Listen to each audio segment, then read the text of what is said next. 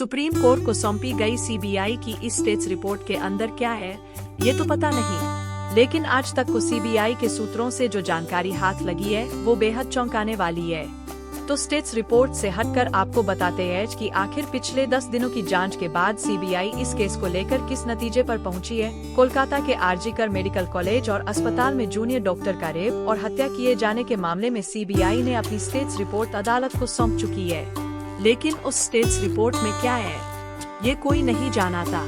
यहाँ तक कि उसके बारे में सुनवाई के दौरान मौजूद कई वकीलों को भी जानकारी नहीं है। वजह ये थी कि केस की जांच अभी जारी है। स्टेट्स रिपोर्ट का खुलासा जांच को प्रभावित भी कर सकता है। लेकिन अपनी 10 दिनों की जांच में सीबीआई ने काफी कुछ हासिल किया है। नहीं मिले इन सवालों के जवाब। पिछले 10 दिनों में सीबीआई ने इस केस में क्या जांच की, इस केस की सच्चाई क्या है और कोलकाता पुलिस की जांच सीबीआई की जांच से कितनी मिलती जुलती या हटकर है। लेकिन चूंकि स्टेट्स रिपोर्ट बेहद गोपनीय थी, इसलिए इन सवालों के जवाब सामने नहीं आ पाए। जांच में सीबीआई को मिली अहम जानकारी। सुप्रीम कोर्ट को सौंपी गई सीबीआई की इस स्टेटस रिपोर्ट के अंदर क्या क्या है, ये तो पता नहीं। लेकिन आज तक को सीबीआई के सूत्रों से जो जानकारी हाथ लगी है वो बेहद चौंकाने वाली है। तो स्टेट्स रिपोर्ट से हटकर आपको बताते हैं कि आखिर पिछले 10 दिनों की जांच के बाद सीबीआई इस केस को लेकर किस नतीजे पर पहुंची है। रेप नहीं गैंगरेप का मामला।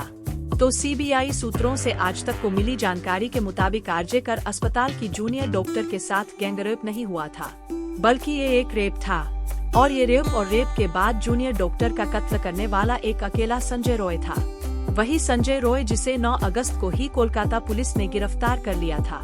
और वही संजय रॉय जो फिलहाल सीबीआई की कस्टडी में है। पुलिस और सीबीआई की सेम लाइन। सूत्रों के मुताबिक पहले कोलकाता पुलिस और फिर सीबीआई दोनों की लाइन ऑफ इन्वेस्टिगेशन मौका वारदात यानी उस सेमिनार हॉल को लेकर एक ही जैसी थी।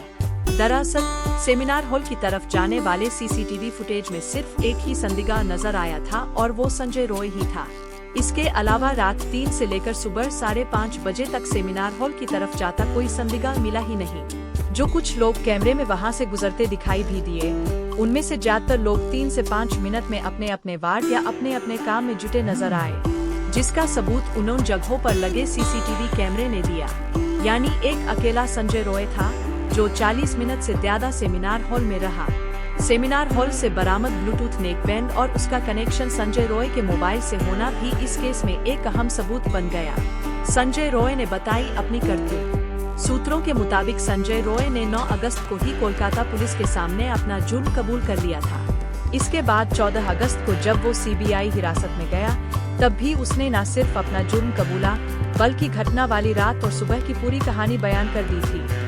लेकिन आरोपी के इकबालिया बयान के बावजूद पहले कोलकाता पुलिस और फिर सीबीआई ठोस सबूतों की तलाश में थी और ये तलाश खत्म हुई फोरेंसिक रिपोर्ट पर। फोरेंसिक रिपोर्ट ने खोला राज। सूत्रों के मुताबिक central forensic science lab Kolkata ने सीबीआई को अपनी रिपोर्ट सौंप दी है। इस रिपोर्ट का इसलिए इंतजार था क्योंकि इससे ये पता चलना था कि केस रेप का है या गैंगरेप का, और फोरेंसिक रिपोर्ट ने इसका जवाब दे दिया। सीबीआई को मिली फोरेंसिक रिपोर्ट के मुताबिक पीड़ित और आरोपी यानी संजय रॉय के डीएनए प्रोफाइल मैच कर गए। इतना ही नहीं, फोरेंसिक जांच में पीड़ित के प्राइवेट अंगों से संजय रॉय के अलावा किसी और का डीएनए प्रोफाइल नहीं मिला। इसका मतलब ये हुआ कि पीड़िता के साथ रेप हुआ था, गैंगरेप नहीं। यानी रेप के मामले में कम से कम अकेला संजय रॉय ही शामिल था और इसी रेप के दौरान संजय रॉय ने ही जूनियर डॉक्टर का कत्ल किया। यानी सीबीआई की रिपोर्ट हूबहू वही है जो कोलकाता पुलिस की शुरुआती 4 दिनों की तफ्तीश में सामने आई थी। इन सवालों के जवाबों की तलाश। अब सवाल ये है कि सीबीआई ने अब तक की अपनी इस जांच का खुलासा क्यों नहीं किया। तो सूत्रों के मुताबिक इस केस में कई ऐसे पहलू अब भी बाकी है जिनकी जांच जारी है। दरअसल सीबीआई ये पता लगाने की कोशिश कर रही है कि वारदात के बाद मौका वारदात से क्या सबूतों को मिटाने की कोशिश की गई थी। क्या जानबूझकर एफआईआर देरी से दर्ज की गई? क्या केस को रफा दफा करने के लिए प्रिंसिपल ने कोई साजिश रची?